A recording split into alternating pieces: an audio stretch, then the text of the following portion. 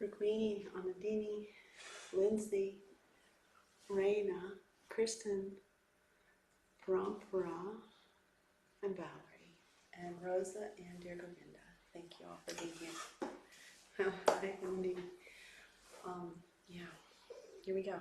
Srimad Bhagavatam. Om Namo Bhagavate Vasudevaya. Om Namo Bhagavate Vasudevaya. Om Namo Bhagavate Vasudevaya. Om Namo Bhagavate Vasudevaya. Om Namo Bhagavate Vasudevaya. Om Namo Bhagavate Vasudevaya. Narayanam Namaskricha Naram Chaiva Narottamam Devim Saraswatim Vyasam Tato Jamudire. Before reciting the Srimad Bhagavatam, which is the very means of conquest, one should offer respectful obeisances unto the personality of God and Narayan, unto Narayan Rishi, the supremest human being, unto Mother Saraswati, the goddess of learning, and unto Srila Vyasadeva, the author. Nasta Prayashu Bhadreshu Nityam Bhagavat Sevaya Bhagavadu Tamashloki Bhakti Bhagavati Naishtiki. By regular attendance in classes on Srimad Bhagavatam, and by rendering service to the pure devotees, all that is troublesome to the heart is almost completely destroyed, and loving service under the personality of Godhead, who is praised with transcendental songs, is established as an irrevocable fact. Hare Krishna. Jai Shri Prabhupada. Jai. We're reading from Canto 4 today. We're in chapter 23. The title of chapter 23 is Maharaj Prithu's Going Back Home. So this is the last verse in this chapter. We've been reading for quite a while about Maharaj Prithu and his excellent qualities as a pure devotee. This chapter tells how he went back home and how he goes back to Godhead and takes his wife with him. So it's a really interesting chapter. And then we're going to end this chapter. And then I kind of looked at the next page we're going to. It says he had children. He had 5 children. So we're shifting gears. So this is a pivotal point. It's like we read about all these sages and kings and pure devotees, and this is like a culminating point for me. It felt like it. Like it's like this is he went back to Godhead, and we get to see what that looks like. So we get to experience that from real true story here, history, and so we get to know what happens, how you get there, what the rules are, how this is done, and what it looks like when it happens. So we get to witness this with Maharaj Prithu. So it's an interesting verse and purport today. So here we go. Anudinam. Idam. Adarena. Shrinvan. Prithu Charitam. Prathayan. Vimukta Sangha. Bhagavati. Bhavasindhu. Potapade. Sacha. Nipunam. Labhate. Ratim. Manusha. I'll read the verse and we'll call in response. Anudidam idam adarena Srinivan. Prithu Charitam Pratayam Vimukt Sangha.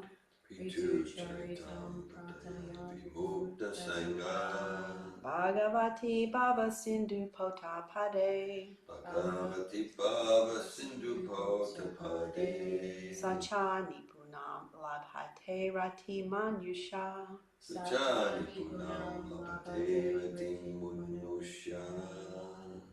Anudinam idam adarena Srinivan. Prithu Charitam Pratayan Vimukta Sangha.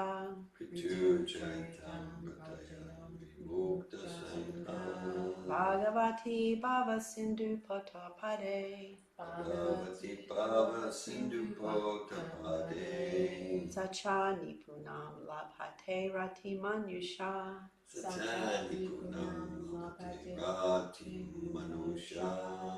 Anudinam Anudinamidam adarena Srinivan. Anudidam idam adarena Srinvan.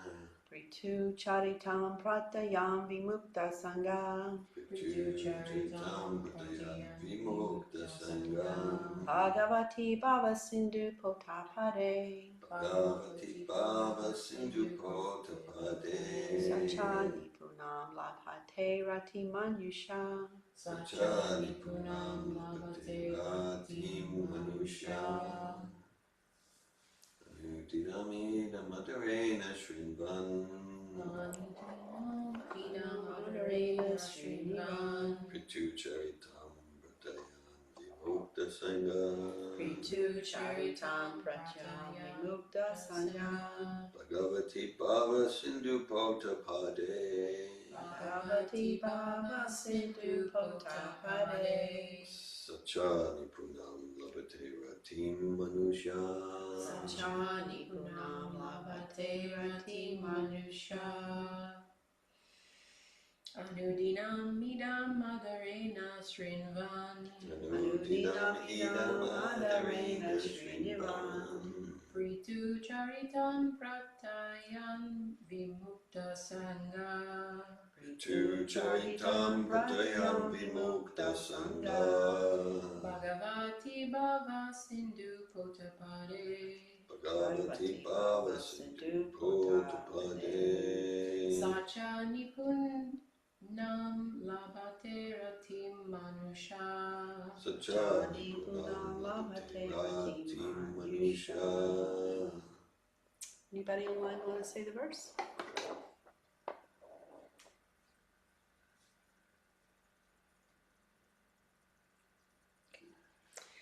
The synonyms. Anudinam, Anudinam, day after day. day after day. Idam, Idam, this. this. Adarena, Adarena, with great respect. with great respect. Srinivan, Srinvan, hearing. hearing. Prthu Charitam, Prthu Charitam. the narration of The Prthu Maharaj. The Narration of Prthu Maharaj. Pratayam, Pratayam, chanting. chanting. Vimukta, Vimukta, liberated. liberated. Sangha, Sangha, association. association. Bhagavati, Bhagavati, under the Supreme Personality of Godhead. unto the Supreme Personality of God. Bhava Sindhu, Bhava the Sindhu, Ocean of Nescience. The Ocean of Nescience. Pota, Pota, the boat. the boat.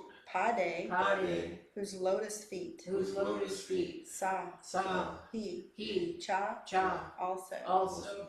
Nipunam, Nipunam, complete. complete. Labhate, Labhate, achieves. achieves. Ratim, Ratim, attachment. attachment. Manushya, Manusha, the person. the person. Translation by Srila Prabhupada. Whoever with great reverence and adoration regularly reads, chants, and describes the history of Maharaj Prithu's activities will certainly increase unflinching faith and attraction for the lotus feet of the Lord. The Lord's lotus feet are the boat by which one can cross the ocean of nescience. Purport. The word Bhava Sindhu Potapada is significant in this verse. The lotus feet of the Lord are known as Mahat Padam. This means that the total source of material existence rests on the lotus feet of the Lord. As stated in Bhagavad Gita 10:8, Aham Sarvasya Prabhava, everything is emanating from Him. This cosmic manifestation, which is compared to an ocean of nescience, is also resting on the lotus feet of the Lord. As such, the great ocean of nescience is minimized by a person who is a pure devotee. One who has taken shelter of the lotus feet of the Lord need not cross over the ocean because he has already crossed it by virtue of the position of the Lord's lotus feet. By hearing and chanting of the glories of the Lord or the Lord's devotee, one can become firmly fixed in the service of the lotus feet of the Lord. This position can also be achieved very easily by narrating the history of the life of Prthu Maharaj regularly, every day. The word Vimukta Sangha is also significant in this connection because we associate with the three qualities of material nature. Our position in this material world is full of dangers. But when we engage in the devotional service of the Lord by the process of Shravanam and Kirtanam, we immediately become a Vimukta Sangha, or liberated. Thus ends the Bhaktivedanta purport of the 4th canto, 23rd chapter of the Srimad Bhagavatam, entitled Maharaj Prthu, Going Back Home. Hare Krishna. There's a lot in there. Sometimes I don't know where to go, so I just go, just get started. It's intimidating and it's scary because it's like, well, there's so many concepts here that I don't know that much about. So what do I try to cover them all a little bit because it's better to touch base with everything, or do I just dig into a couple of things? And do I dig into the stuff that I don't know so that I can know it more, or do I stay comfortable with stuff I kind of know so it's easier to talk more fluidly? So I'm doing a little bit of both today. So this whole experience with Maharaj Prthu has been going on. So we've been reading in our morning program on WhatsApp every morning at 5. We read Monday, Tuesday, Wednesday about Maharaj Prthu. So we've covered so much about the qualities of Maharaj Prthu, the qualities of a pure devotee, and why we're reading about this. And Prabhupada, just a few verses back, says read about it 3 times. He's the Lord of 3. So it's like, well, gosh, it took us a month to read about it one time. So I start to think, well, how do I want to read the whole set of Bhagavatam. So how do I read about this pastime and Dhruva Maharaj pastime and all the pastimes so many times so that it's well versed in my heart and I can live by example? Like, that's the reason we're reading this, because we're being taught by example.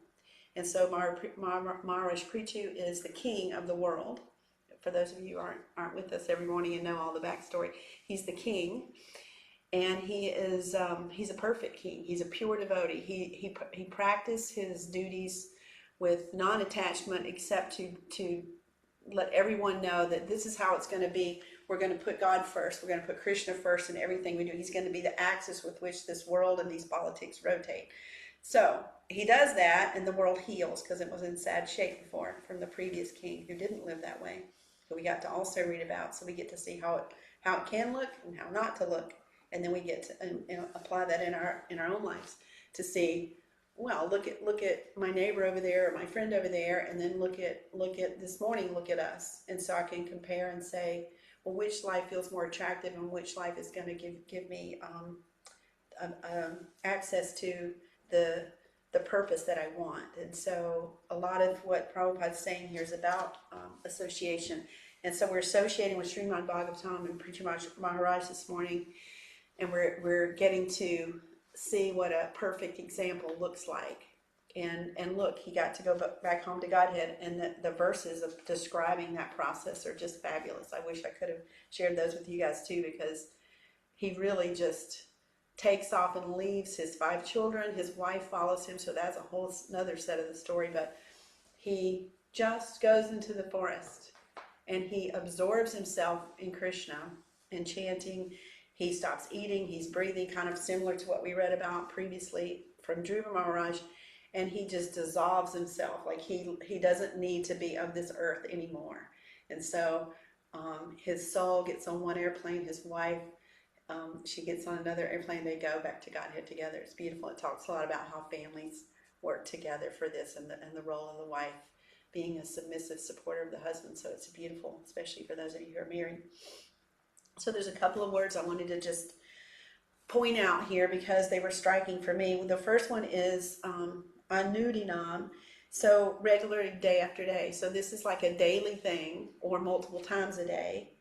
It's every day, and it's the narration. It's these narrations, not narrations of the Olympics, or narrations of how to, like Stephanie was sharing the other day, how to get rid of anxiety in these 3 easy steps. It's these narrations. If we're going to YouTube, these are on there. So if you have to be on YouTube, you can find these.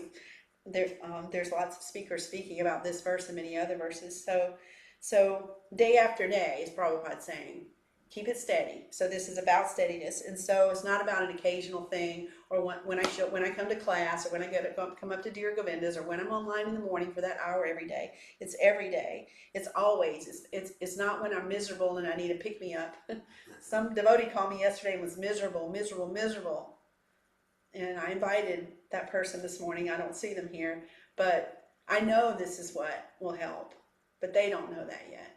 But in the conversation, the words, I could hear the crying out, and I know this would be good for her, but we can do what we can do. Everybody's got their path, you know. I'm available for her, but it's not just about reading in class. So making it a regular part of our day, every single day, a routine, a steadiness. So, and then that's about faith. So having faith that this is the way, that reading about, I don't even, you know, I could look at this and say, this is so grandiose. He's so perfect. Like I could feel hopeless, and like, it's could be depressing to read about someone who makes it look so easy. But it says here in many of these verses, just show up, just have faith, just read these pastimes. These are all, Maharaj Prthu is a Shaktivesha avatar, a direct incarnation of Krishna. So he's on a mission. So he's definitely one to read about. And Prabhupada lets us know that in almost every one of these purports. Just read this stuff. And so Krishna's pastimes and qualities and glorification of him is we share what we know. So I'm sharing what I know. I don't know everything. If Dear Govinda was to give this class, or some other more developed devotee, you would hear some different things, but I'm telling you what I know, and that's okay. Like, I can tell you what I know, what I have gleaned from these verses and this beautiful book, and how it's changed my life. I can share that with you, and I have a responsibility to do that, because this whole chapter was about, you don't just keep it to yourself. You got to beat the streets. You got to get out there. You got to tell every conversation we have. This should creep in there. And if everybody's getting off topic, we should bring it back. And these are good topics to talk about. So they're preaching. This chapter says a lot about preaching and the value of preaching and how to preach and how to induce others. Prabhupada uses that word, how to induce others to hear. Look at you guys are all hearing. Hi, Payal. Thank you for being here. So making Krishna the main thing, and the steadiness over intensity. So maybe I don't I would like to spend, I could spend a month on this topic, because as I've told y'all before, there's 200 tabs open on my computer, because I want to read about the lotus feet, and I find an article here and a YouTube there, and I'm reading different verses, and I did a search on lotus feet, so I'm reading, and there's so much, and I don't want to pass over it so quickly that I miss it. But I don't really understand everything, so I just have to be patient with myself and take in what I can, and share this one verse with you guys, this one purport, and then I have more work to do when I'm not sitting here in front of you, and I have to keep it steady. So I get to do that. It doesn't feel like have-to energy to me. It feels like, thank God it's here for me, because I'm one of the lucky, I'm one of the rare souls. So I get to have gratitude for that. For anudinam, that's regularity, that's steadiness. That's not my strong suit. I'm an Aries, and we're very flighty and all over the place, and we try 200 things at one time, and it fuels us, and we get excited, and we really don't accomplish much of anything. So to focus in on a verse for a whole day yesterday, to clear the deck, to clear the slate, I always know somebody's going to show up. They did. And this time it was I got an email last minute. We're the sketching club of Melrose, and we'd like to sketch Prabhupada's house for our class today. I said, okay, come on over. I knew somebody, it's never quiet there. So they came. So I had to take a chunk of time out that I was going to just really relish this verse. But I also have a job as the head servant at Prabhupada's house. So the head servant, the only servant there, I go make some cookies, take them out to the Melrose sketchers, who were all drawing different parts all around the yard. And I met and had a discussion with each one, invited them inside, give them a tour. A lot of them maybe over half of them hadn't been there before. Some had been to our other gatherings.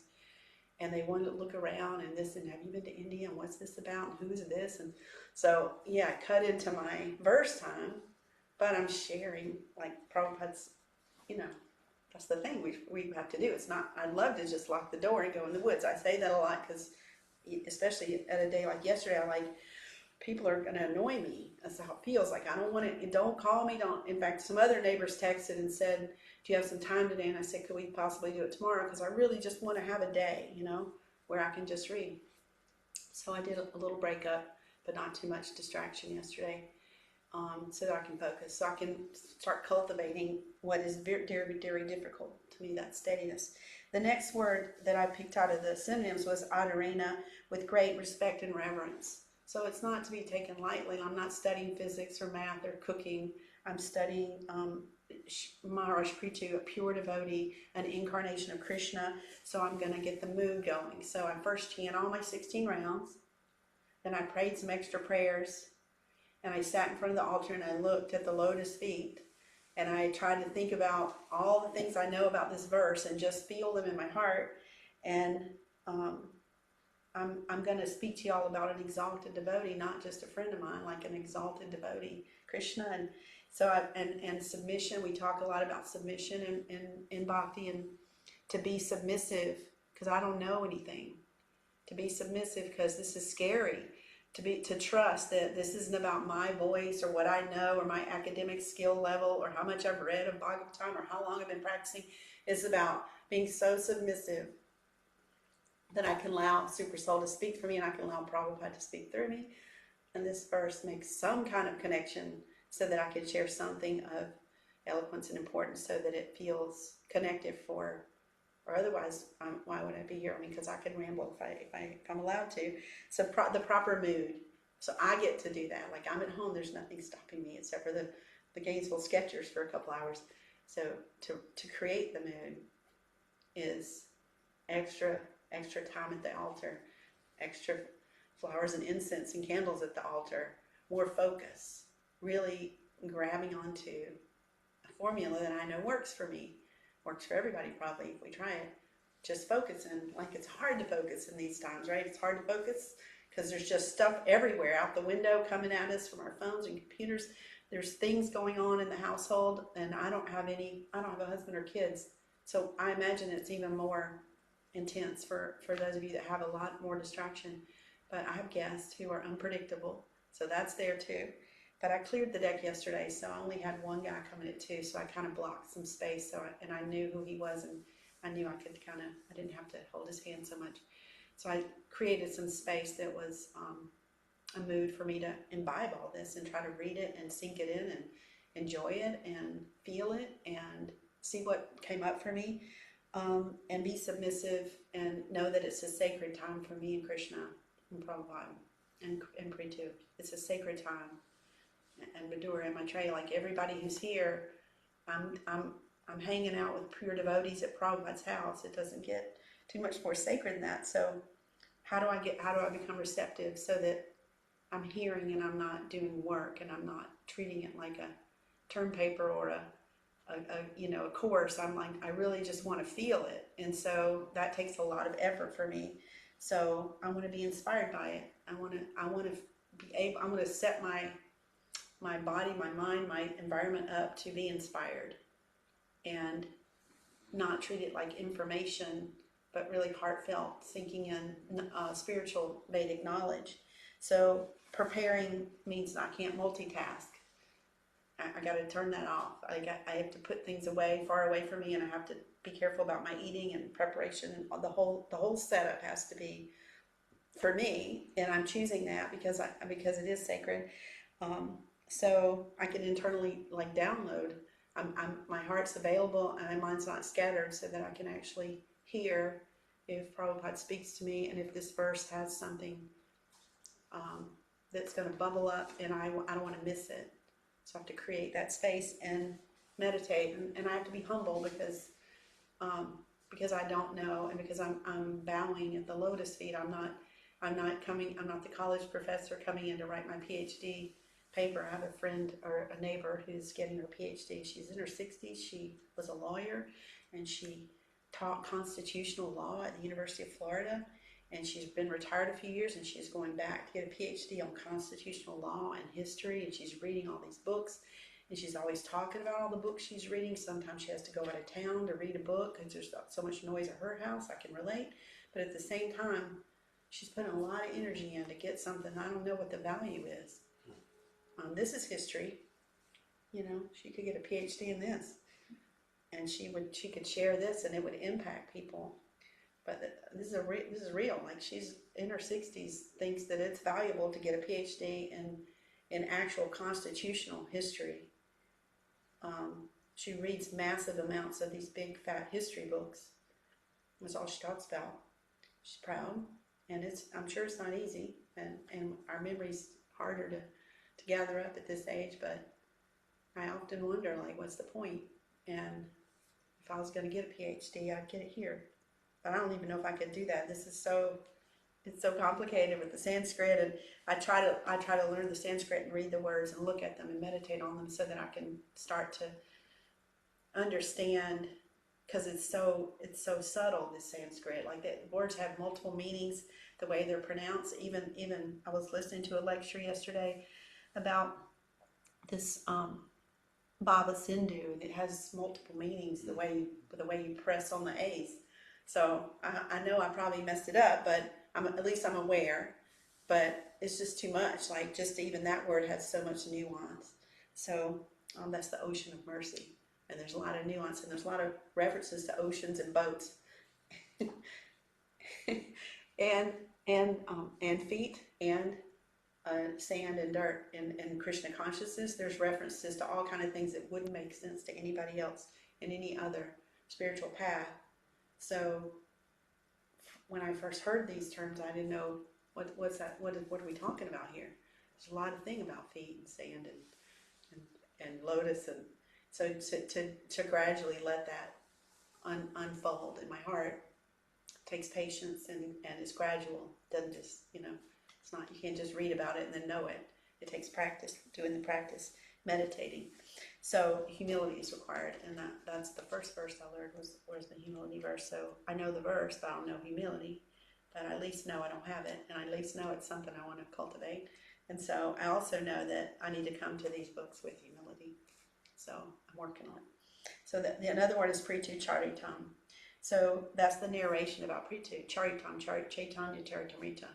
So Charitam, there's so much just about that word. I read a lot about it. I can't even tell you what I read, but it was interesting because there's this Charita and Charitam, and then Prthu is the one we're hearing about. We're hearing the narration of Prthu. He was the most exalted king, and he did everything the way, if we did that today, we wouldn't have any problems. All problems resolved when you have a king that's speaking from the lotus feet of the Lord, when you have a king who worships God more than anything else and teaches the people how to do that. Even in their everyday lives, everyone is following because he's the leader, right? And so if we had that, all the other stuff we're doing is just wasting time.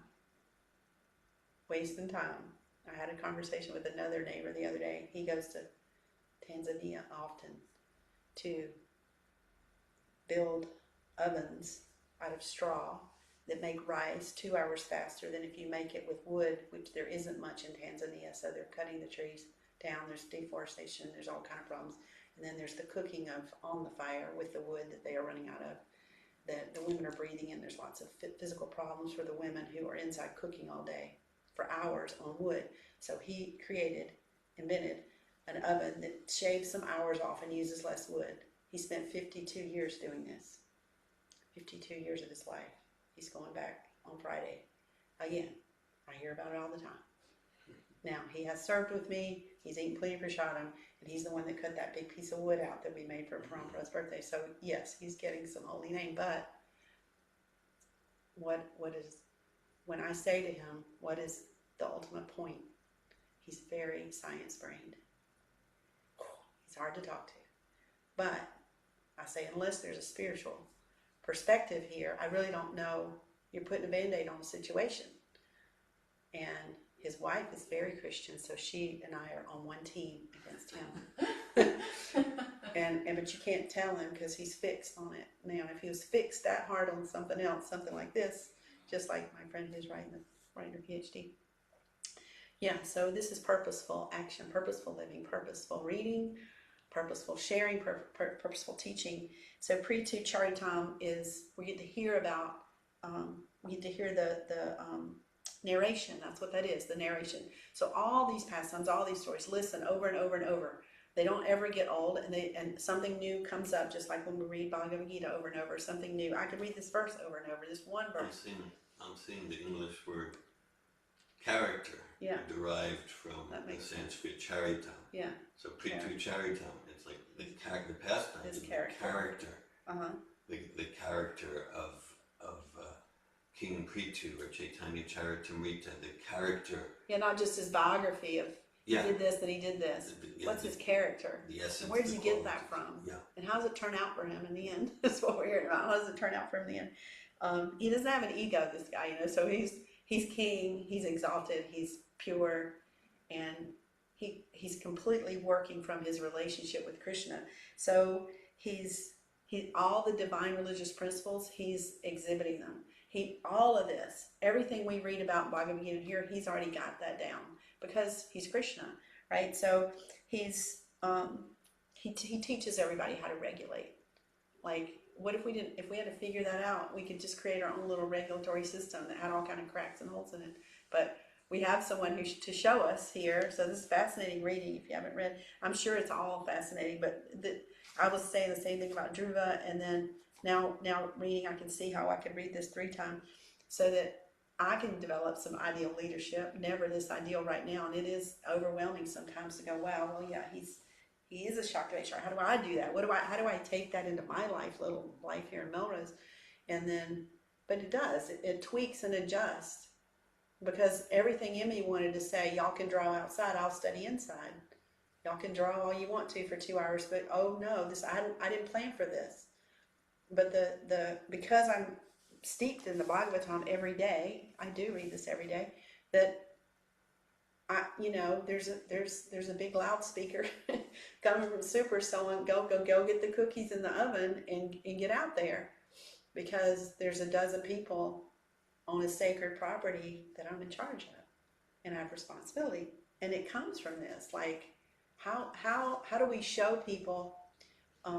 In fact, this same group was at they go around Melrose and draw, and they were at another friend of mine's house recently, and I just happened to go over the day they were there, and I walked up and I saw all the cars and I was like, what's going on? And they were all out drawing her house, and I went inside. They said, she's not here, and I said, okay, but she leaves her door unlocked. So I went in because her car was there, and I went in and she was in there. She just didn't want to deal with them. And I said, why did you tell me you're not here? She goes, I just don't have time for that today. And I thought it was odd, but she was doing what I was tempted to do. Go, I'm doing my thing. At least I was doing something worthy. But I looked at that and said, well, she is a good woman, and she's a powerful Christian woman. And it doesn't mean we have to go take the Bible out in the yard and preach, but we have a responsibility to set up what we're learning here, to exemplify it in our own lives. At Prabhupada's house, at her house, at your house, here at Dear Govinda's, because we don't get that many examples of ideal leadership. And when we are learning things, to take them into our lives and try to, it's trying, because consistently it's trying with me, and thank God Prabhupada says trying a lot, so I don't feel like I have to be a master before I can step out the front door. I just try and I trust. So I think that deeper thing is, can I trust myself to do the right thing, to show up, to give and serve prasadam and my time, and can I trust that it'll leave me enough to do what I need to do? And can I trust? Yeah, I have to trust. I choose to trust Krishna to give me the words and the way to interact with all those personalities, so that I'm reflecting what I'm reading. Otherwise, I'm not getting a PhD in this. What do I need to do it for? Like, I want to save my own soul, but that's selfish. Like, this whole movement is about preaching and sharing and taking it out to the streets and taking it out to our yard and being a little inconvenienced and uncomfortable when we need to. So the narration, that's what it's for. That's what it does. That's what it did for me. I made a wise choice, and I'm happy that I had the thought that, oh, not today, some other day. I could have said no. Can y'all come back next month or whatever?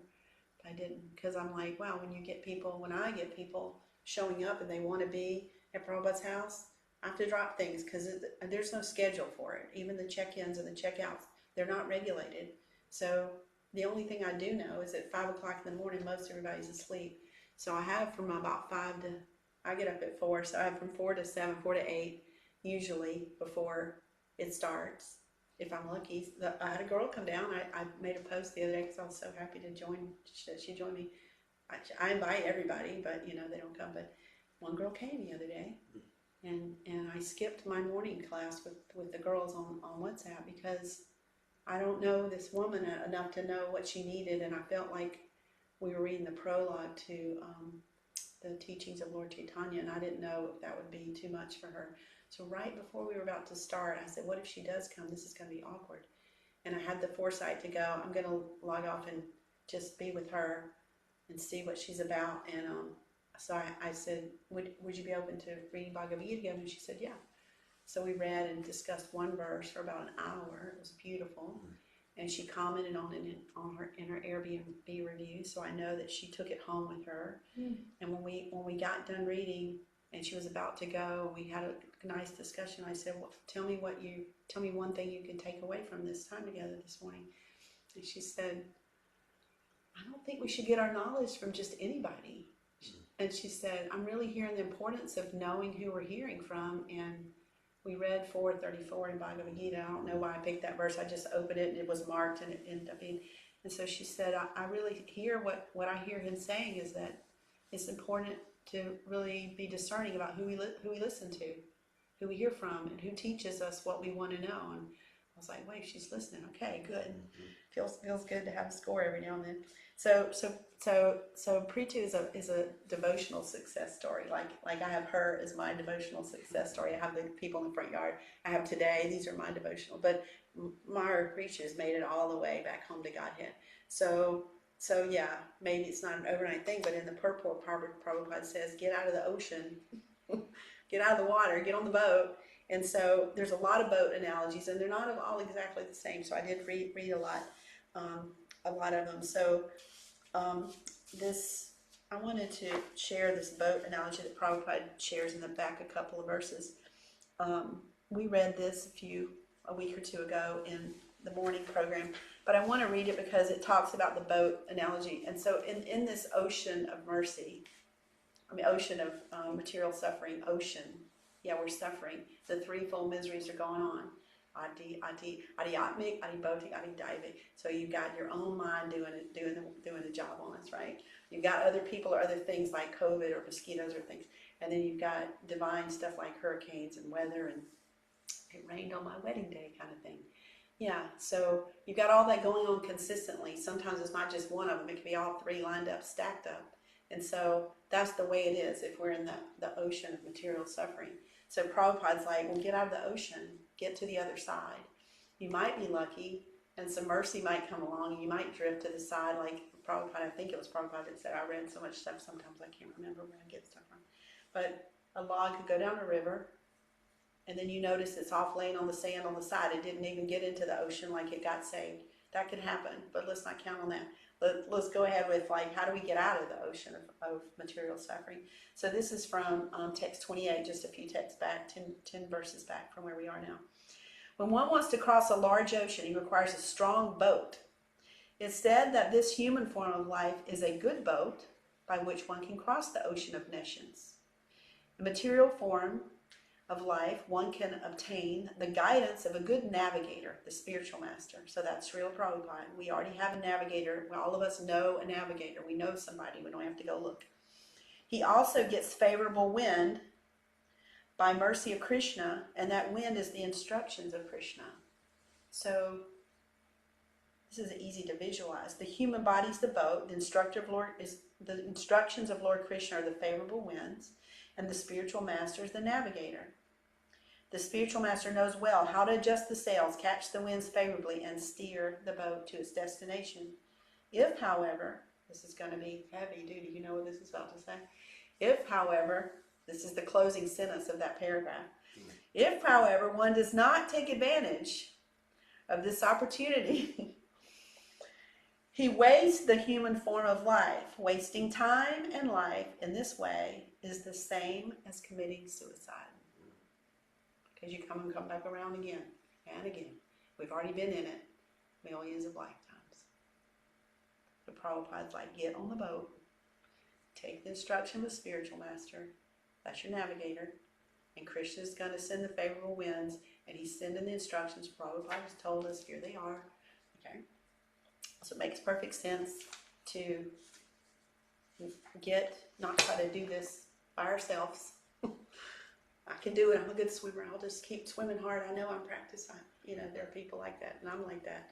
Not as a swimmer, but I got a lot of things that I think I'm good at, and so I just get it by myself. Just do it by myself.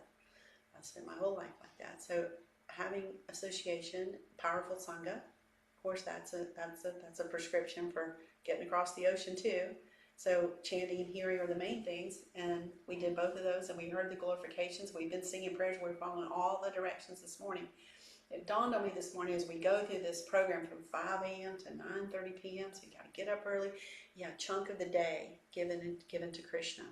So it occurred to me this morning that Prabhupada sets it up all just right. Okay, the formula, and we have someone here who's leading us in the formula. The formula to get out of the Ocean of Nescience is, let's sing and dance and pray and chant for a couple of hours. Then this class is easy to lead. If I did this first, it'd be a mess. But I built up 3 or 4 hours of trust and convening with Prabhupada and the 6 Goswamis, and everybody's here. So I'm just being held. I'm taking shelter of the lotus feet right now, and so I'm being held because I had preparation. The way Prabhupada set up the morning program, I know. I don't have any doubts that this is going to fuel my soul and fill up my cup. And if I just read like I'm getting my PhD in history, which I think was what she's doing, because I don't always experience her very, she's kind, she's intelligent, she's giving, she's got a lot of qualities, but I don't always experience her as grounded or definitely not spiritual. So I look at all that energy expended, and it lets me know I'm in the right spot, that I'm doing the right thing for me. I've chosen. So Shravana, Kirtan, Smaranam, and there's a whole bunch more. Those are just the first 3 devotional service processes that Prabhupada describes in detail. If you're interested, they're all available to read exactly what those look like. But hearing from pure devotees, especially from the Srimad Bhagavatam, especially. So we have these sets of books, lots of books. And sometimes it can feel repetitive. Sometimes in the same chapter, Prabhupada will cover the same thing 3 or 4 or 5 times. And I always go, okay. And then I go, oh, yeah, I still don't have it. So, yeah, I need to hear it again. And he knows that. And this the whole production is like that. And so it's like hearing, it says Srimad Bhagavatam specifically. So I'm ready for it, right? And then chanting loudly. It says loudly, chant. So you can hear it, so your soul can hear it, so your heart, so that others can hear it, so that every insect in the room can hear it. And that's the Kali Yuga process, thank goodness. Because the stuff that Maharaj Prthu went through, I couldn't do it. And so Prabhupada says you can just do the first Shravana Kirtanam. You could just chant. We're in Kali Yuga, we could chant, and we can still get across the ocean.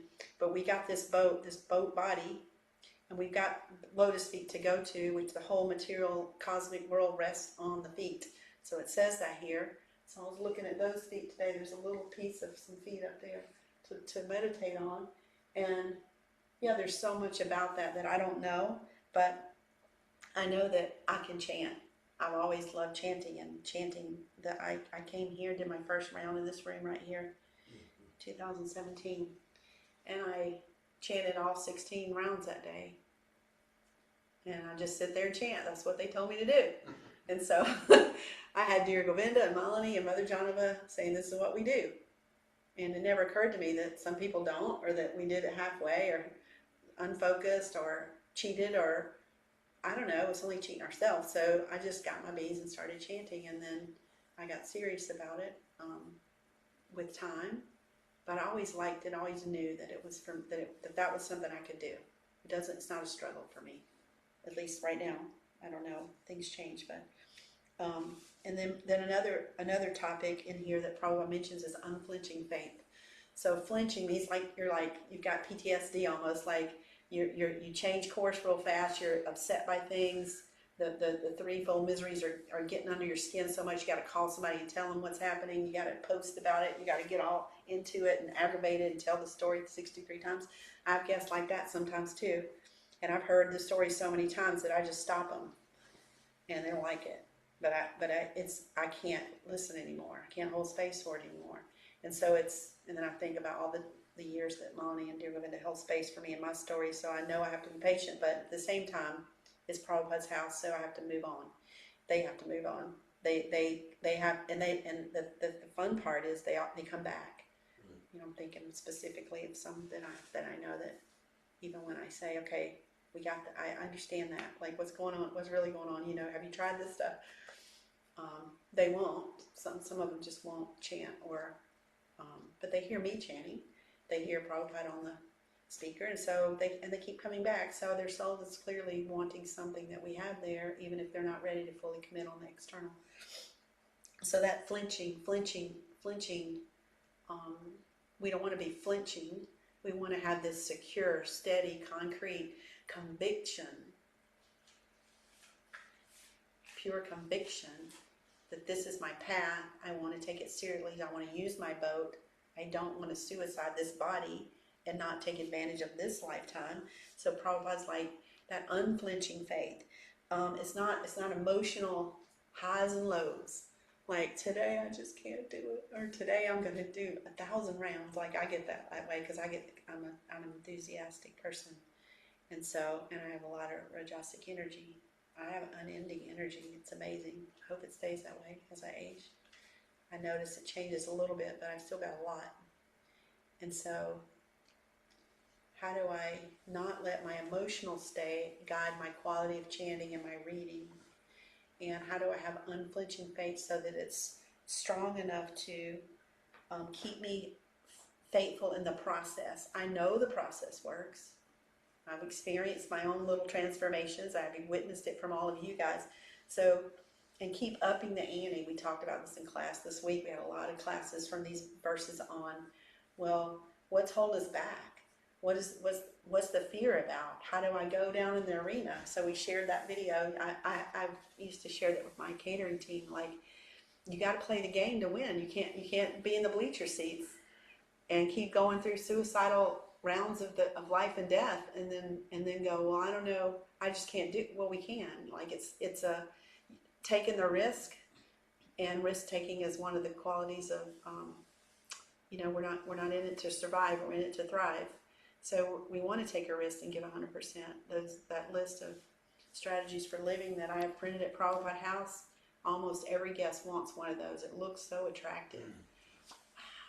I could be childlike. I could show up, and I talked about what does that look like, showing up 100%. It's hard, but they like it. They want to take one, put it on the fridge or whatever they're doing. May not be this lifetime, but the seed's been planted. We have to show up. And so when it comes to leading class, it's scary. When it comes to Harinam, it's scary. And sometimes my job is super scary because I don't know all these people, and they all come in, and I don't know what all to do. And then if there's 12 or 14 or 20 people there, they all have different needs, and I don't know them all. And so it can feel overwhelming unless I relax and go, Krishna's with me, Prabhupada's with me, this is Prabhupada's house, this is not about me, and I take my emotions out of it and my fear out of it and just serve. And like I talked about earlier, get in the mood so I can serve without it being about me, and I can serve in a trusting, humble way. So this rootedness, it's a rooted kind of feeling. I teach in yoga. Okay, like we're standing there, and I'll go, okay, we're going into Tadasana, tree pose, or mountain. So I'll say, okay, feel your big toe, press it into the floor, push it down, push the little toe all the way down. Now take that heel and press it in. Now visualize the roots that you're creating. Take them down through the floor, down through your yoga mat, through the linoleum, through the foundation too. Feel the dirt, like really meditate on rooting. And when I'm saying that, I'm thinking about my own, like I'm talking to myself and the students, like ground, like it's a solid thing. And all of our tendencies is to be distracted by this and that and running around and getting our list done. And it requires some focus, that unflinching focus, and there's a rooting that for me, I have to visualize, like, I want to be grounded. I want to be solid. I want to be rooted in this house and my service here. It's not attractive for me, and it's not helping me, and it's definitely not helping the guests and the neighbors if I'm in my flighty, all over the place, rajasic mode. And I'm not going to hear or feel all this scripture either if I'm that way. And so the unflinching faith to me is, it starts with faith. My faith is strong because of the process, not because I went and got it or was born with it or was taught anything about faith. It came through the process, and because I have teachers and leaders here in this community. So our faith, it's going to have some cracks every now and then. I guess it's normal, but it shouldn't be like a roller coaster. It's the steadiness that we create in the process evens that out. At least that's my experience.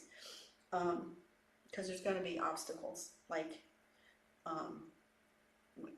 our job is to be undisturbed when it rains on the wedding day, or when the COVID virus comes and kills your business, or when someone close to you does aggravating things. We need to just let that be and go back to our practice and that steadiness and unflinching faith. So the Baba Sindhu, Ocean of Nescience. Ocean of Nescience. There's the Ocean of Mercy, the Ocean of Nescience. There's all kind of ocean references, and Lord Chaitanya's in the ocean.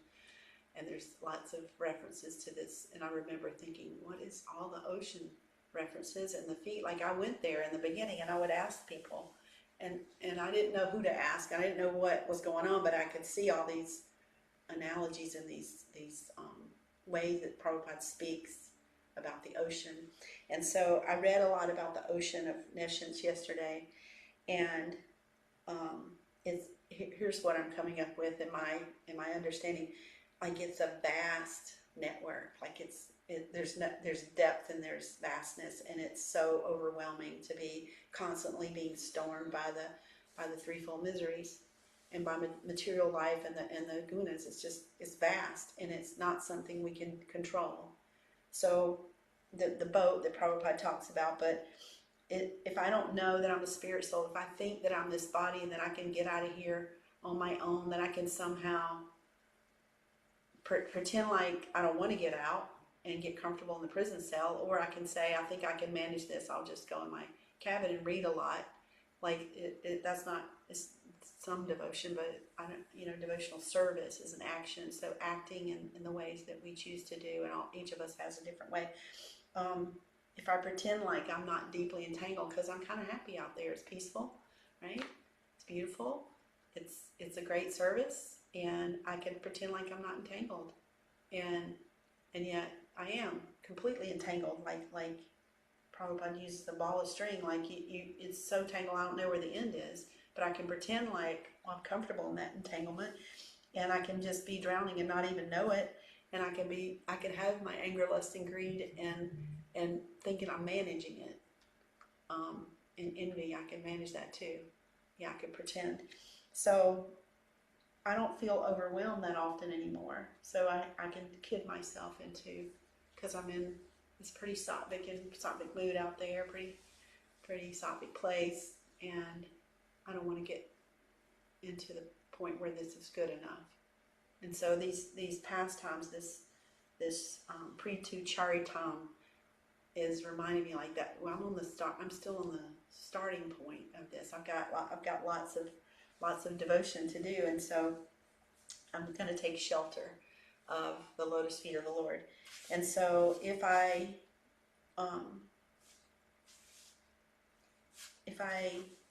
try not to pretend like I'm going to swim it by myself, I'm going to row the boat by myself, or I'm going to pretend like I can swim without a boat. Those are possibilities for me, my independent nature. But I have Prabhupada. I've initiated with Prabhupada, and I'm about to initiate again with Prabhupada, because I know that he's the spiritual master that, for me, makes perfect sense. And I have so much 100% conviction about that shows in the way I handle my life and my things, it doesn't mean I've got everything figured out and I'm perfect. What it means is, if you want to have that conversation with me, or my neighbor wants to, or because we can modify our lives to be convenient or fit in or look good or whatever, and then Prabhupada's all over my home is a temple, and so every moment I've got someone that's there guiding me for it not to be about me, even though it can creep in that way. That I know, I don't doubt. I do have unflinching faith that Prabhupada is my spiritual master and the way for me to get across the ocean, right? So he's the expert swimmer, he's the navigator.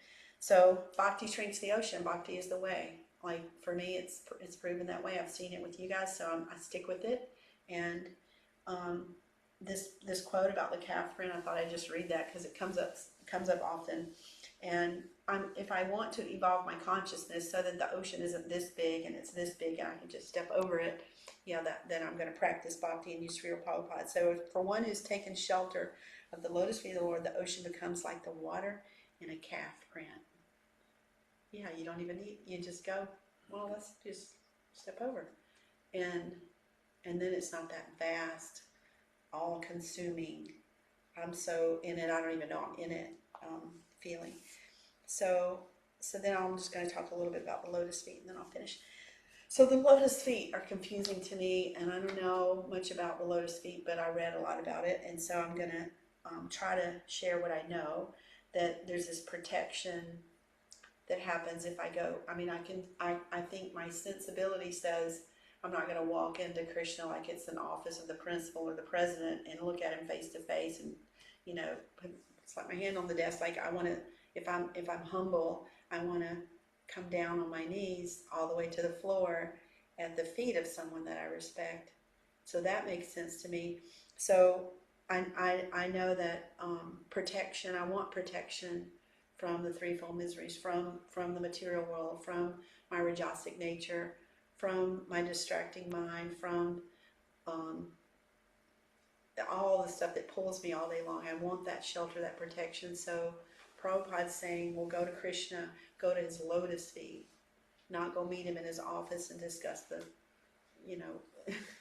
I can pour my problems out, but really I just need to take shelter. I don't even need to, he already knows my problems and my thoughts. And it's so embarrassing sometimes because stuff comes into my consciousness that I wish would go away. And so I've been told that the way for it to go away is bhakti, to reduce that flow of old karmic yucky consciousness that's still floating around in the back of the mind. In my subconscious is things I don't want there anymore. So my connection to the lotus feet are going to be my saving grace, because that's what Prabhupada says can happen, and I believe in. And so I can take refuge there, and then I don't know much about unconditional love, but I think that's in the lotus feet, that feeling of no matter what, I don't have to be perfect, I don't have to have all the qualities of Maharaj Prthu, I don't have to get to a certain stage, I can just go down to lotus feet anytime I want to and just bow my head and surrender and try to ask for humility, ask for submissiveness, ask for less independence, and take shelter that that's my way. And they're unaffected by material nature. So Krishna, even if he's here in the material world, it's not like going to a friend or a neighbor, a family member, or one of our coaches or something. Like, this is Krishna's lotus feet. There is no material nature there. So it's a pure place to go. So Prabhupada mentions in the purport, like, that's the way. Crossed by virtue of his position of the Lord's lotus feet. So there's a lot of instructions, but there's also just going to the lotus feet. Get our chanting and our reading and pray at Krishna's lotus feet. So I still don't know very much, but that's what I'm sharing today. It's a tender place to be, and it's compared with the lotus and the petals. So the simplicity of that, I mean, it's just pretty simple. Like, I have Krishna's lotus feet anywhere I go to be there for me, and I have beads and chanting, and I have a set of Bhagavatam. There's sublime stuff to it, but it's a simple process, you know. It doesn't seem unapproachable. It doesn't seem impossible. It seems difficult for moments here and there, but not really. I have a nourishing sangha. I have friends and all of you, and I have Prabhupada in the books, and I have support, so I don't have to feel like I'm by myself doing it. I can make sure that I'm learning from y'all and being compassionate towards y'all, so that it's part of my process is to relish the sangha and be here like we are today. I would love to have more of it. It's hard managing in life, and I know it is for all of y'all too, to just figure out how to get our spiritual sangha going when we're trying to work and grocery shop and all that. But it's like the counter current in the ocean. Like we're being pulled by something. We can go connect if Vanasuya drops by the house, or Rosa drops by the house, or we end up having a program there or here or online, then if that pull reduces and it doesn't feel so much like I'm caught up in it. So I'll stop there. There's a lot of Bhagavad Gita verses that I referenced when studying this verse. Prabhupada mentions 10a, that everything emanates from Krishna, and the wise people know that. That's the main one that's mentioned in this verse. But there's also the 321 in Bhagavad Gita about leadership, and so the whatever action a great man performs, common men follow. So that's got a great purport, by the way. And then the 9th verse of chapter 10, the thoughts of my pure devotees dwell in me. Their lives are surrendered unto me. They derive great satisfaction and bliss enlightening other people about me. So that's what we're doing right now. We're discussing Krishna and his pure devotees. So there's also verse 256. I'm not elated when things are happy. I can just be steady. I like this one because in spite of the threefold miseries, I can be undisturbed. I have that choice if I'm grounded and I'm unflinching in my faith and I'm deeply steeped in all this. I can be a sage of steady mind. A sage of steady mind. And then 4.9, Bhagavad Gita 4.9, one who knows the transcendental nature of my appearance and activities. We have to know it. To know it, I got to show up here. I got to read it. And I got to listen to it. Like I'm not just going to know it. I want to know it, so I have to take the time and energy and focus to get to know it. So that means listening all day long. Every time there's space, it needs to be coming through the speaker or me sitting down with the books or hearing from one of you guys, so I will know it, because it says, one who knows the transcendental nature of my appearance and activities does not upon leaving the body take his birth in this material world, but obtains my eternal abode. So, which is what Maya appreciated. He knew it all. He knew it, so he got to go. And so he didn't sort of know it and wanted to know it and pretended he know it or tried to know it. He knew it, and then he not just knew it. He put it into action and lived it. That's the harder part, like living it. Yeah. So we got all these examples, so we can live it. So, what does righteous leadership look like for me at Prabhupada House? This has been my meditation for a few weeks. Is like, how do I take what I'm learning from Maharaj Prthu and bring it into Prabhupada's house and outside Prabhupada's house too? But that's my domain over there. The four walls of that space and it's a powerful sacred space, and I don't want to mess it up. So I wrote these things down, that these are part of my meditation, to serve servitude, not ownership. It's not my house. It's not Anasuya's house. It's not a house, it's a sanctuary of Prabhupada's, and ownership belongs to Krishna. To take my responsibility seriously, to be a responsible person, to do what I say I'm going to do, and try to improve on the things that I'm lacking on, to be uncompromising. Like, it's scary when I know that a group is coming, and I don't know if they've ever heard of Krishna consciousness or Prabhupada, and when they ring the doorbell and come through, I don't know. I'm always thinking somebody's going to have a fit one day, but they never do.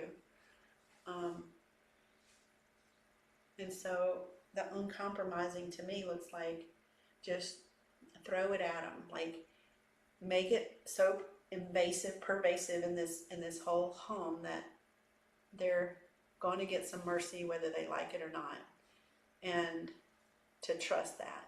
So not to compromise the way I am, my chanting, my schedule, my reading, my books, my prasadam, like it just has to keep flowing at them, right? And then leading from my heart, not my head.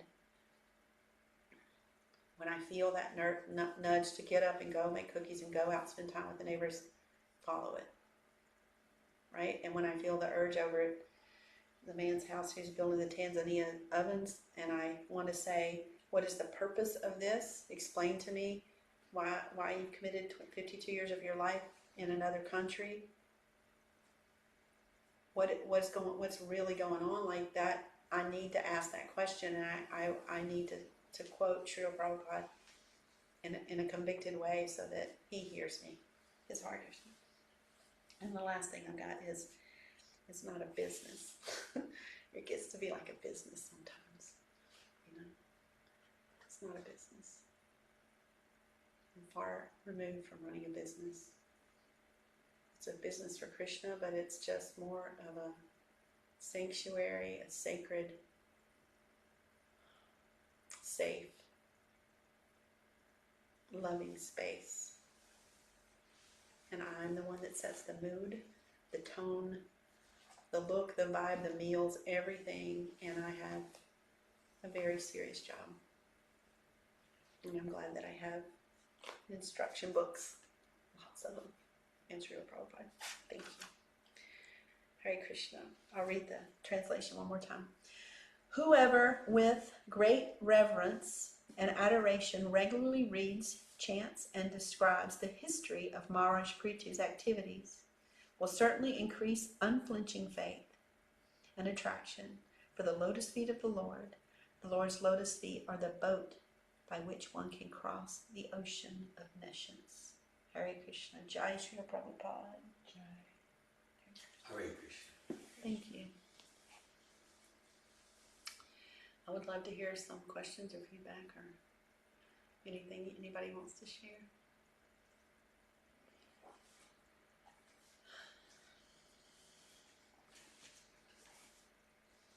Hare Krishna, Laksmipriya. Hare Krishna, Nandini. Thank you for your class.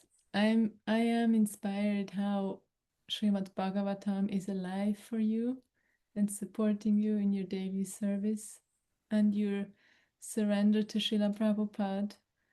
And yeah, like so many things you said spoke to me very directly, like as though you were saying it for me. And just on Tuesday, we read in Srimad Bhagavatam. We have a Bhagavatam reading group here in our home on Tuesday night.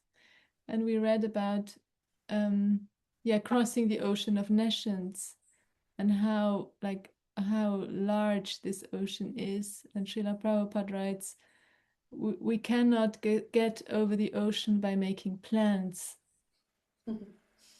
And the only way to get over the ocean is to hear about Krishna, to reawaken the relationship with Krishna. And so you were like expanding on that today. And yeah, it just struck me as, yeah, like I can make the best plans, but with my own effort and my own knowledge, I'm not going to make it across this vast ocean and storms and tsunami waves, and yet by devotional service, hearing about Krishna, the ocean shrinks to a little like hoof print. That was soothing for me to hear. And I'm taking a pearl from your sharing, and that's like, go get the cookies in the oven. It's like, that's so, for me, that's the essence of your sharing. Like just do it, just do the service, just follow the instructions, even if it's uncomfortable, and then there's so much fulfillment coming from that. Simply putting some cookies in the oven for the guests. Thank So you. thank you. I brought cookies here for us today. Jai. So I made a batch. What I'm hearing, like the planning we all tend to do that. We plan, we want to organize and get everything on a list and a plan. And as long as the plan includes nourishment from the Bhagavatam, that's a good plan. And time chanting and nourishing ourselves with Sangha, like you're doing with your Bhagavatam group and our Bhagavatam group, those plans are good. It's that other planning, the ad nauseum of planning, I think that's rooted in control, to try to make, control our day, our life, our schedule. The steadiness that I was speaking of being steady and fixed, unflinching in the biggest plan here, the plan to get out of here, yeah. But that other planning stuff has to come second, and you're noticing that you tend to plan. Yeah. So what do our plans look like? How do we make our plans include more Bhagavatam and more spiritual Sangha? And then the other part will just be a wash, right? It won't be as uncomfortable. And maybe it'll go our way, or maybe it'll lead us deeper if we start with the plan to what time of day am I going to read? Who am I going to share this reading with today? What devotees am I spending time with this week? How many extra rounds can I maybe do? How can I tighten up my rounds? And how can I get more cookies distributed? Yeah. This whole theme, it's so consistent with what we read apparently at random before japa. I just turned to Sri Namamrita, and we read some verse from Prabhupada, and Prabhupada was quoting the verse from Prthu Maharaja, Naibo Vijay Prajaraya Vaitaranyas Mayasukaya Udvahatu Vimukam, that Prthu Maharaja is in the 9th chapter of the 7th canto. He's speaking, praying to Lord Nrsimhadev. He's saying, like, I have no problems. I have no problems. I'm completely satisfied in chanting your glories like that. But I'm in great anxiety, the Paradukaduki, about others who are suffering. And the Prabhupada, in that purport, he stresses we're in our line of Prabhupada, we're Gostin Anandis, meaning we're meant to share. We're meant to share the philosophy, the Bhagavatam, Bhagavad Gita, Prasadam, the chanting, the kirtan, the japa. Our line is we are meant to share, and so that's kind of our opportunity and our responsibility to find that growth edge balance of cultivating, that's the sadhana. And I like how you really emphasize Prabhupada's program is perfect. Well, what should I do? Should I sing this song or that song? And it's all, in one sense, that's there, like, oh, what should I read? At the same time, like Prabhupada's starting Samsara Davanali to look at, then Nrsimha mantras, and just the whole program he gave us is perfect. And then that's like strong morning program, and our personal reading.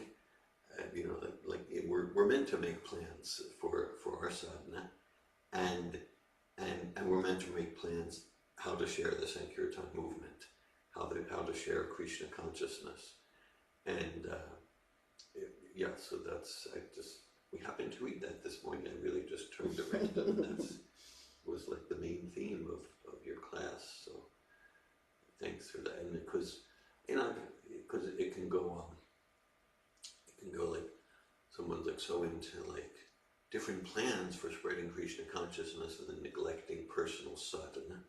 There was kind of like a known story. There was someone who was in like influential leadership position in Prabhupada's movement going back 50 years or so.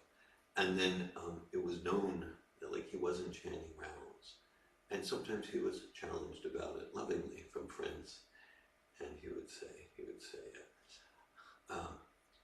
Arjuna didn't chant rounds. Now, I don't know if that's even true, but his thing is like, I'm in the battlefield cheering, and he had a lot of like results. At the same time, not surprisingly, then within a few within a short time, he just gave up the whole Krishna consciousness. He gave up Prabhupada altogether. What my understanding is, in recent years he came back, but I'm just using that as an example.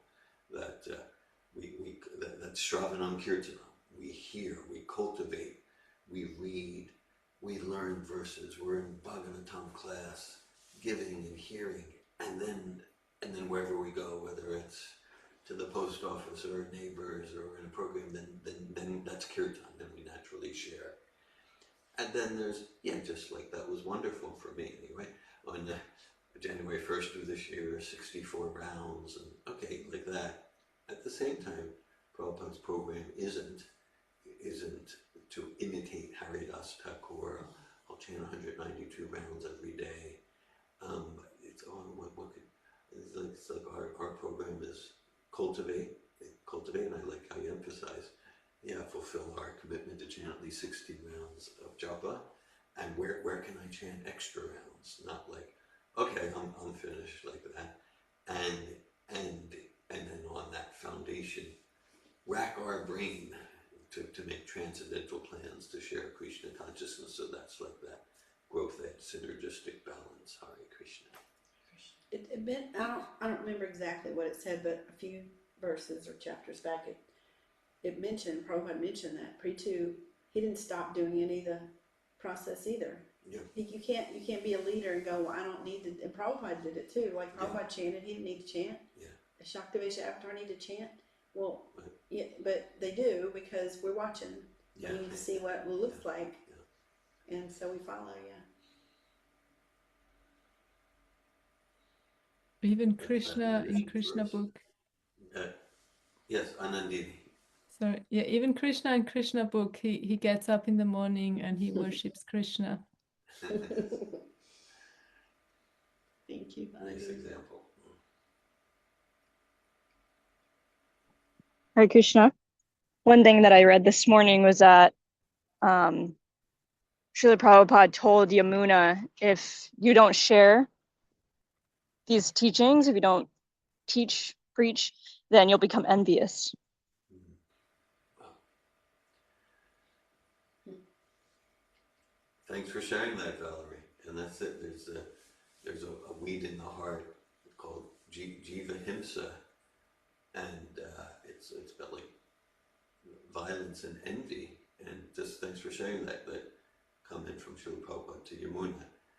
And then there's places in Prabhupada's purports where he said it's violence and a manifestation of envy to stop sharing Krishna consciousness. Mm-hmm. It's a manifestation of envy. That's a very profound point.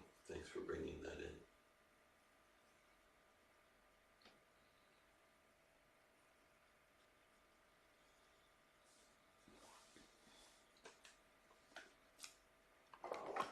Something that comes up for me is in Krishna book, reading the stories about Rukmini.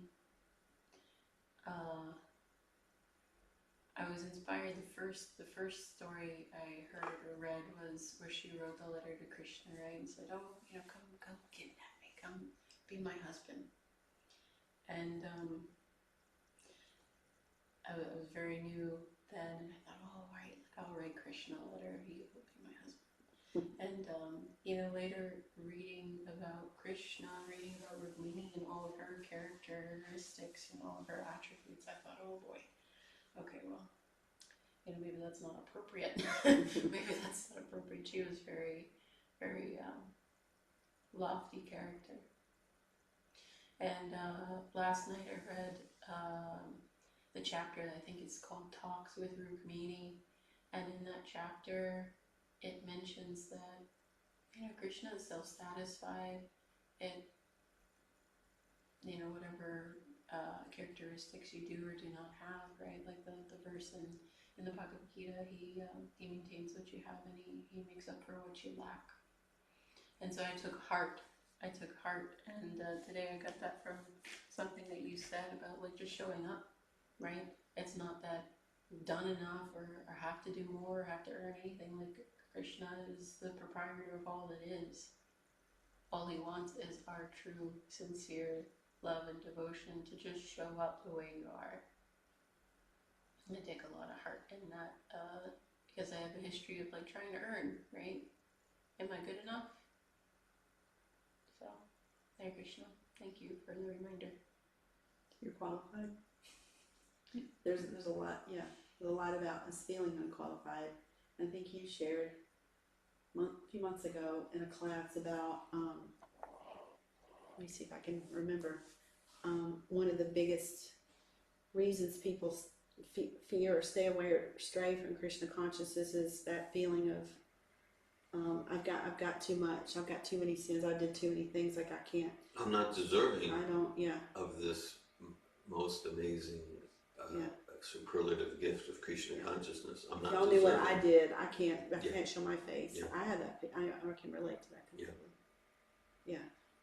I think that what we do in Sabbatoh really helps that, because when you see that, okay, everybody's carrying a load, so yeah, or they're different flavors, but they're all a bunch of junk that we did. So let's just, but still, it's there. It's heavy, but not deserving. You have to feel not deserving, but yet in many places it says like, but there aren't any qualifications. You just show up.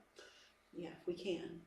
It's hard if you're carrying that kind of work, and that's why we have coaches and workshops and things, I guess, to help us get to the point of feeling, letting go of some of that heaviness. Unflinching faith that we spoke of, that's part of it. Yeah. No matter what I'm bringing with me, he's got it. Yeah. Unflinching faith. And to me, part of the flinching is my doubt in self, right? Like my doubt in. So it's not necessarily flinching at something bad coming at you. What if you flinch at love? Love is coming for you. You're like, oh, no, You're not used to it. Not me, not me. Oof. Yeah. Find reasons that it won't. Yeah. So you're more unflinching than you were, and you're reading. You're following Prabhupada's prescription to embrace the Vedic literature, the translations that he gave, so you can understand the qualities of all these pure devotees in Krishna and feel, is that what helps us feel? Because the point, and I think I touched on a little bit, was like, when I read about the purity, I could just go, well, I'm way down here, like I need to put this, I shouldn't even be touching this book. Like it feels like these are perfect people. Like how do I not feel hopeless to go into, well, the formula is don't come here after you're not hopeless, or don't come here, don't start chanting once you get some counseling. It's like, I guess because you guys provided counseling, for me, it was available, and there's so many people graduating from the program, so I didn't even have to come to just you and Melanie. There were a dozen other people ready to counsel me, not just in a formal coaching session, but in phone calls and texts and gatherings, and they still do. I still, whenever I'm with anybody who's practiced with Sabbatoh, a devotee or not devotee, they're willing to counsel and listen and share and be honest and reflect and so forth. Yeah, it must be harder if you don't have that. I don't know, though. One time I talked to you about this in a coaching session. You said, well, people don't have to go through Sabbatoh to become a devotee. And I'm like, well, it just makes sense to me to have some of that gunk dealt with. But there's obviously not Sabbatoh in every town and village, so, and they're becoming devotees, so they do come with all their baggage. But how many don't come back through the door, or don't keep it steady because they are carrying that self-reflection of I'm not worthy. Well, Sabbatoh, like, so we're endeavoring to, to create cultivation of sattvic habits, sattvic mentality, sattvic communication, a safe space, sattvic noticing and pulling the weeds. We call it Grungy's payoff, self-defeating beliefs. And the transcendental process of bhakti and choosing that is not dependent on any of those sattvic processes, and that sattvic consciousness helps a lot. Yeah, it helps a lot. It helps a lot. Yes, recently in some correspondence, just yesterday, you referenced the 2017, and in one of the advanced courses there, that was your first foundational advanced. You were with Eze and amazing group. Janava and Kalyapani, so I'll close our program today with a brief story from that, which you probably heard me share. Maybe you heard it directly from Kayapani Prabhu himself. So for those who don't know, Kayapani is serving Prabhupada's movement since the early 1970s. He left his body in 2019, and he would regularly come to our programs, and he was a real mentor. He would sit right there and play that harmonium. He was, yeah, amazing kirtan leader. He was a world-renowned kirtan leader. And he first came to Sofatov. He traveled from England early in 2003 and took the foundational advanced in Florida, staffed many courses back in the day. And anyhow, again, he's world-renowned kirtan leader. And he, so just like, kirtan with thousands of people, and they would ask him to lead. Okay. And then after the advanced course, and that advanced course, I think like everyone from that advanced course came, whatever, 18 participants like that. And then we had a roots program in this room. And there were others who came too, other advanced course graduates, and there was like 35, it was like packed here. And then Kayapani, he led the second kirtan, and it was amazing. Mm. And then he commented to me afterwards, he commented that since for 45 years, he'd been leading kirtan around the world, so he'd seen so much joy and ecstasy.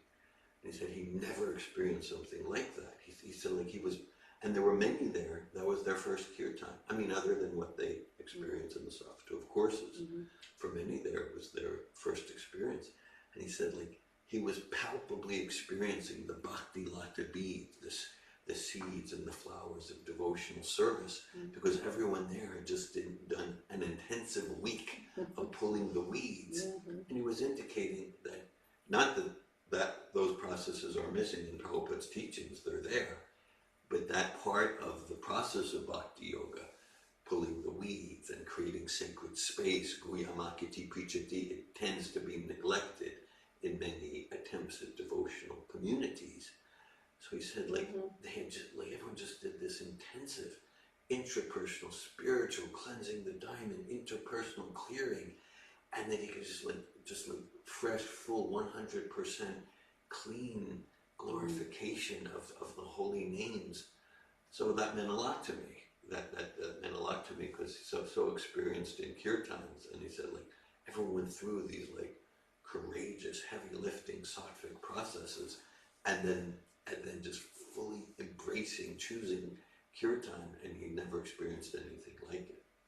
It's similar when we had the last dance course in 2020. 2020, we all went downtown, and the whole crew went, and it was ecstatic dance all over the streets, and it was unusual. Everybody was so fresh out of the advanced course that there was just nothing holding anything back.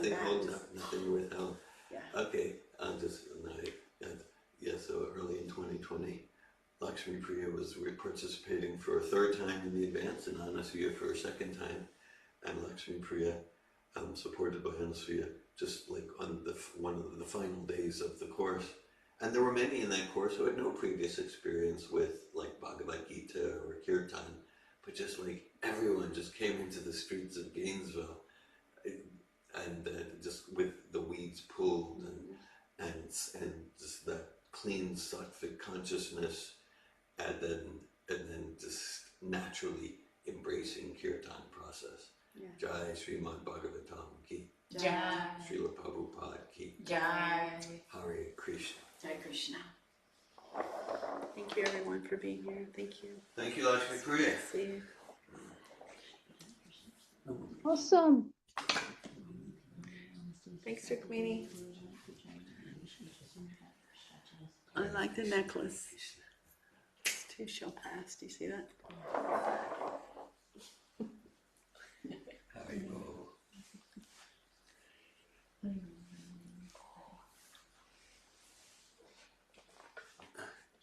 Krishna.